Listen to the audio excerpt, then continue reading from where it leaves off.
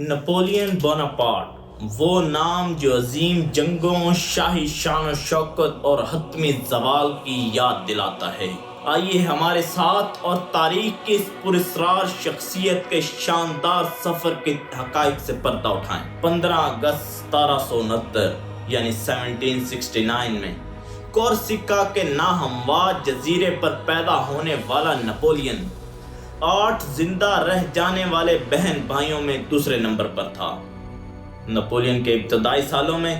Corsica France سے آزادی کی جدوجہد کر رہا تھا اور اس جدوجہد نے نپولین کی شخصیت پر بہت گہرا اثر کیا اور نپولین کو ایک مضبوط ارادوں والا انسان بنا دیا۔ صرف 9 سال کی عمر میں نپولین کو فرانس میں فوجی تربیت کے لیے بھیج دیا۔ اس وقت ہر کوئی اس بات سے بے خبر تھا کہ کورسیکا کا یہ نوجوان ایک دن دنیا کی تاریخ بدل دے گا۔ اگر بات کریں فرانسیسی انقلاب کی تو یہ انقلاب 1799 یعنی 1789 میں اس کا آغاز ہوا اور یہ وقت افراتفری کے علاوہ خود کو ثابت کرنے کا بھی تھا، اور نپولین نے اپنی فوجی صلاحیتوں سے خود کو منوایا اور اسے فوج میں بہت جلد ترقی مل گئی۔ اور بات کریں اٹلی میں تو اٹلی میں نپولین کی فتوحات نے اس کو نہ صرف بہت زیادہ شہرت بلکہ عزت بھی بخشی۔ 1799 میں برومائر 18 یعنی 18 برومائر کے بغاوت نے نپولین کو اقتدار دلوایا، جب اس نے گورنمنٹ کا کنٹرول خود حاصل کر لیا اور اپنے آپ کو فرانس کا پہلا کونسل بنا دیا، اور اس طرح نپولین کے عظیم ارادوں کے لیے سٹیج سیٹ ہو گیا۔ اب اگر بات کریں نپولین کی جنگی فتوحات کی تو اس میں سب سے پہلے آتی ہے اٹالین کمپین جو 1800 سے 1801 میں ہوئی۔ اس مہم میں نپولین اور اس کی فوج کا مقابلہ آسٹریا اور اس کے اتحادیوں سے تھا، جس میں نپولین نے ان کو شکست دی اور انہیں مجبور کیا کہ وہ معاہدہ موٹ فونٹائن سائن کریں، اور اس معاہدے سے فرانس کو شمالی اٹلی کا بہت سارا حصہ کنٹرول میں آ گیا۔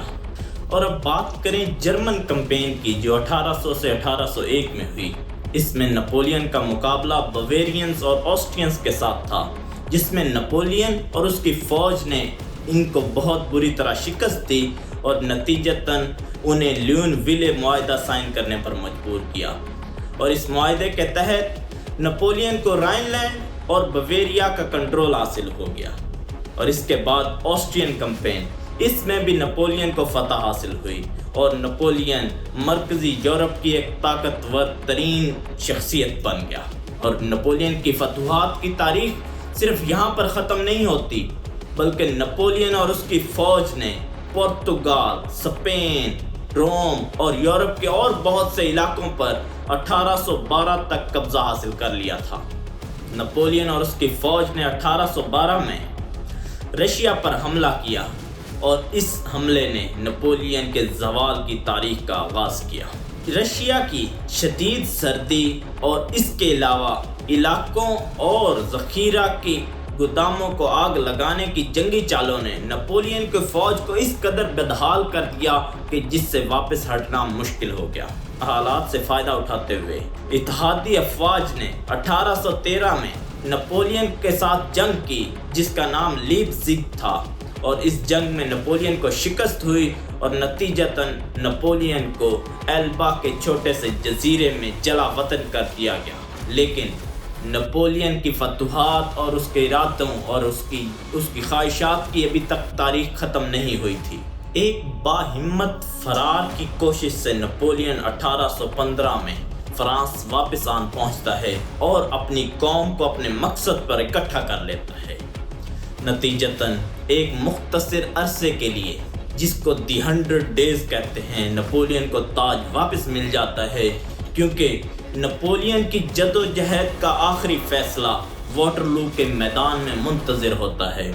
اور واٹرلو کی جنگ میں اتحادی افواج سے نپولین کی ایک شدید اور گھمسان لڑائی ہوتی ہے، لیکن اس لڑائی کا نتیجہ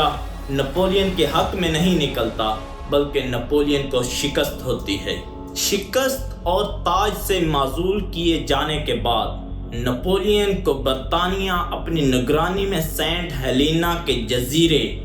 پر جلا وطن کر دیتا ہے اور جہاں پر نپولین اپنی زندگی کے آخری ایام گزارتا ہے، اور نپولین اپنی اختتام یعنی اپنی زندگی کے اختتام سے پہلے اپنی زندگی کو اور اپنی جدوجہد کو ان الفاظ میں سمیٹتا ہے: